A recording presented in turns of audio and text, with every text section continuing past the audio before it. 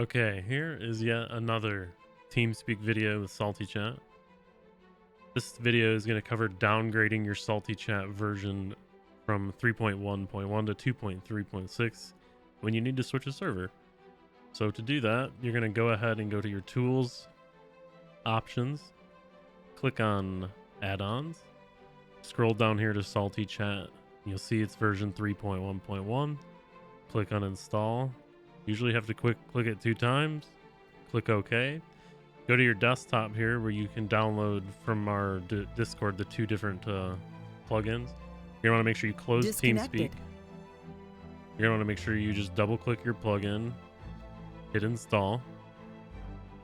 It'll ask you if you want to do it. You hit yes. It'll ask if you want to restart your client. It's closed, so just hit yes. And then you're going to want to open up your TeamSpeak again because you are done at this point.